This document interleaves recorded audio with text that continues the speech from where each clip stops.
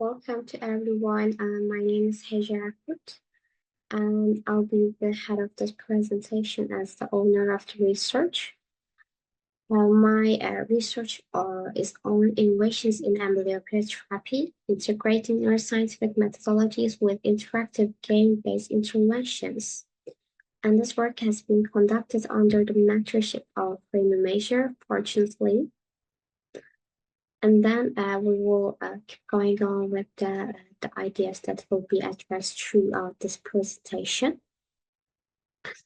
I will take you through the neuroscience of vision and traditional and modern methods for treating amblyopia. And lastly, how we have utilized this knowledge to propose enhancements in game-based therapeutic technologies. And we'll be keep going on with the objective of this research to understand the main idea about why we are doing that research. The primary objective of this research is to investigate and understand and assess the current treatment methods for amblyopia, with a particular focus on their effectiveness, accessibility, and innovation. These factors are crucial because they directly impact the success and feasibility of treatment, especially in diverse and economically varied populations. And by critically evaluating these aspects, we aim to propose new strategies to leverage gaming technologies to make amblyopia therapy more effective, affordable, and widely available. And this kind of the continues of the other slides. And now we have a picture to understand how the vision is occurring, what is its neuroscience, what is the whole process, to understand what caused the amblyopia. So to understand amblyopia, it's essential to first grasp the basics of how vision works. Vision occurs when light enters the eye through the cornea, passes through the pupil, and reaches the retina. This is actually the process of the light signals. And when the light signals reach the retina, they're converted into electrical signals. And these signals are then transmitted via the optic nerves to the visual cortex in the brain, where the visual information is processed. Any disruption throughout this process can lead to different kind of vision problems. And amblyopia is actually one of them. There are different kind of. In the case of amblyopia, the issue often arises where there's a significant difference in the refractive errors between two eyes, leading the brain to favor one eye over the other. And this can result in the progressive suppression and underdevelopment of the weaker eye. We have a dominant and a weaker one. And as we said, there are different kind of disorders. And also it's important to understand that the amblyopia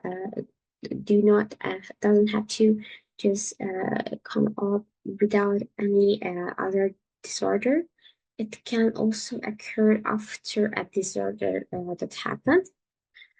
There's the myopia, hyperopia, and astigmatism that are actually caused by the problem of the reflection of the light signals through the retina.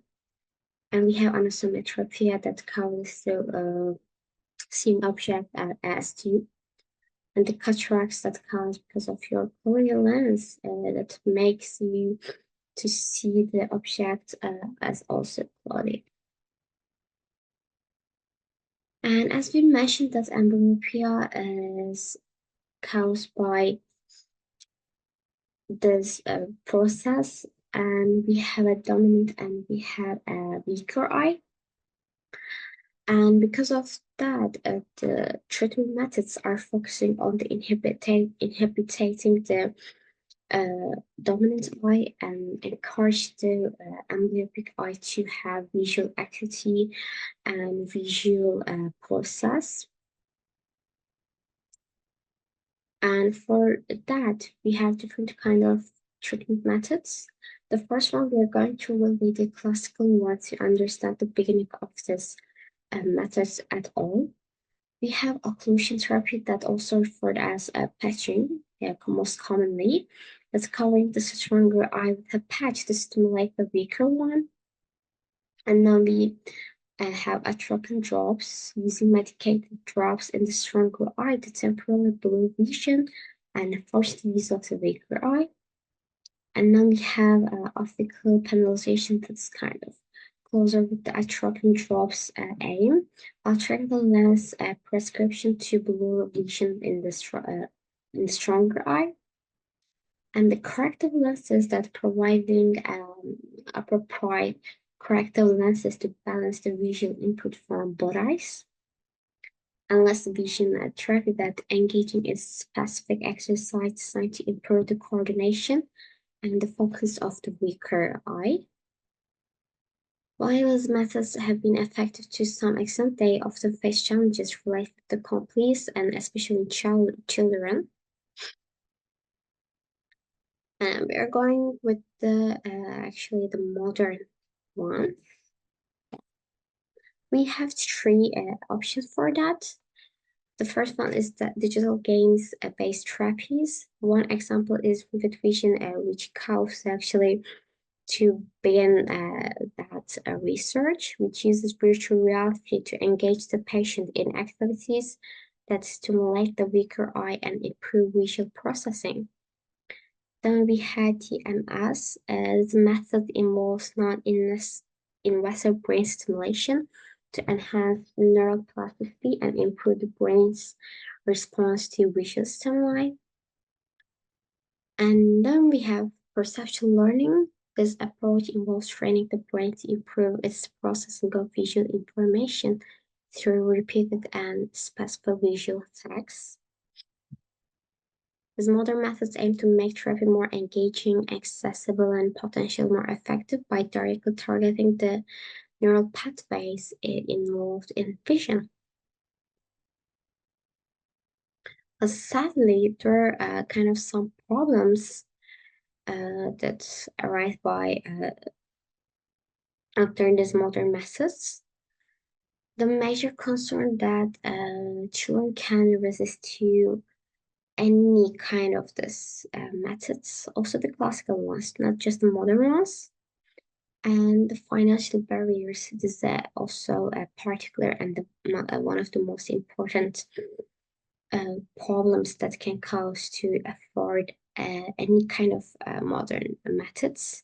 Like for the vivid vision is kind of expensive for the countries that are developing or not developed. We have a graphic for that. Actually, you can check it. As you can see, the average monthly salary is actually lesser than the cost of the therapy. And then we have developed countries. And as you can see, it might be also kind of an expensive thing to afford for the developed countries.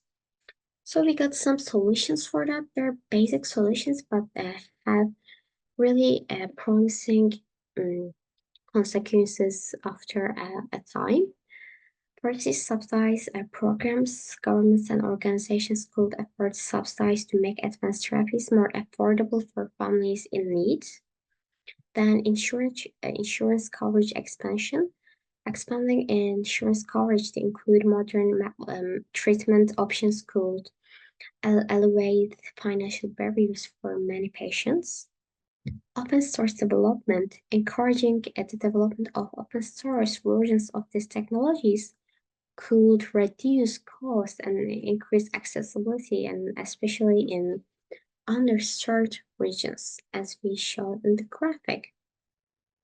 So that was all for my presentation, and I'm so happy that you have joined me for today. And I hope that you got most of your answer for that research. Have a nice day. Thank you.